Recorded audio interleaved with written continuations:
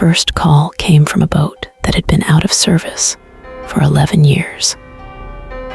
I was working the night shift at a marine communication station on the north coast of British Columbia. I won't name the exact station, but our coverage included a stretch of water around Haida, Gwaii, where weather could change faster than the forecasts. At 1:17 in the morning, a man called on Channel 16. He gave the name Northern Light, reported engine trouble, and said he was drifting near a small group of islands west of Graham Island. The transmission was weak, but clear enough to understand. I entered the vessel name into our system. Northern Light was listed as destroyed. According to the record, it had been removed from service after a fire in 2014. The registration number had been canceled, and the insurance file showed the hull had been cut apart at a yard near Prince Rupert. I assumed the caller had reused the name. Boat names aren't unique, and our database sometimes lagged behind provincial records. I asked for his registration number. He read out the canceled number exactly. Then the signal disappeared. There were 3 of us in the station that night. One operator was monitoring commercial traffic, and our supervisor was doing paperwork in the back office. I told them what I had heard. My supervisor checked the recording. The caller sounded calm. He said there were 2 people aboard, no injuries, and approximately 40 minutes of battery power left. He requested a tow, but specifically said they did not need search and rescue. That was unusual. If a vessel is disabled in worsening weather, the crew normally accepts whatever assistance is available. The marine forecast was calling for heavy rain, low visibility, and winds increasing before dawn. We tried calling Northern Light again. No response. I contacted a rescue coordination center and passed along the details. They asked whether the boat had activated an emergency beacon. It had not. They also asked for the vessel's position. The caller had provided a location, but when I plotted it, something was wrong. The coordinates placed him on land, halfway up a forested slope. I replayed the transmission and checked the numbers again. Same result. My supervisor suggested the caller had reversed 2 digits. We tested the most likely combinations. One position landed in open water about 6 kilometers offshore. A patrol vessel was already operating south of the area. It was redirected north to investigate. Around 1:50, we received another transmission. This time, the man said they had restored partial power. He asked whether the patrol vessel had been dispatched. I told him assistance was approaching and asked him to confirm his location visually. There was a pause. Then he said he could see a flashing white light every 6 seconds. There was no navigational light with that pattern near the position we had calculated. I asked what else he could see. He answered, a green roof above the beach.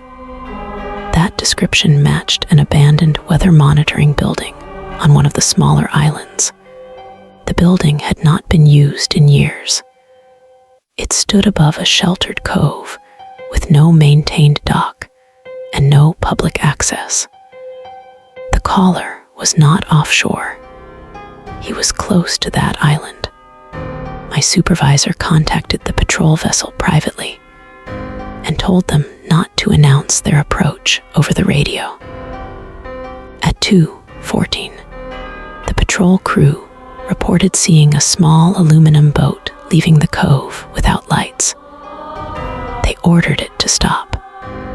The boat accelerated. For several minutes, we could hear short radio exchanges between the patrol vessel and the fleeing operator. The aluminum boat eventually entered shallow water where the larger patrol vessel could not follow safely. 2 people jumped out and ran into the trees. The boat was recovered. There was nobody aboard, but the patrol crew found several fuel containers, bolt cutters, marine batteries, and a portable radio programmed with our working frequencies.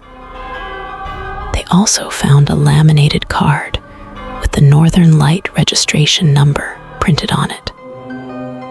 At that point, everyone assumed it was some kind of theft operation. Remote stations and abandoned government buildings were frequent targets because copper wiring, batteries, solar equipment, and fuel could be removed without anyone noticing for months. The next morning, officers searched the island. The weather building had been broken into. Wiring had been stripped from the walls, and several older instruments were missing. But that did not explain the distress call. The thieves could have stayed silent and left before sunrise. Instead, they contacted us using the identity of a destroyed vessel and gave coordinates that almost revealed their actual location.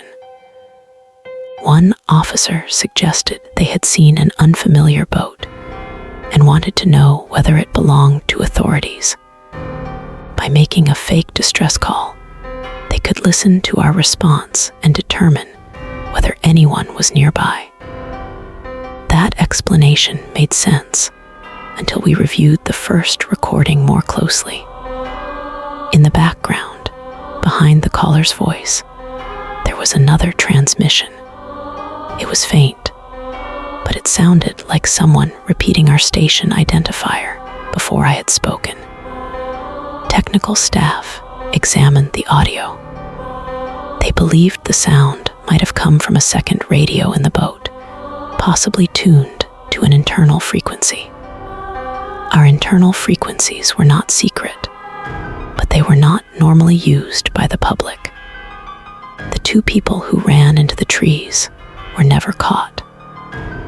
Officers found temporary bedding, canned food, and rain gear in a storage room beneath the weather building. Someone had been staying there for at least several weeks. The recovered equipment was inventoried and eventually returned to different agencies. One item did not belong to any of them. It was a small digital recorder containing dozens of marine radio transmissions. Most were routine: weather reports, fishing vessels, ferry traffic, Coast Guard calls. Several recordings were of operators working alone at night. My voice appeared on 14 of them. The earliest had been recorded nearly 5 months before the Northern Light call.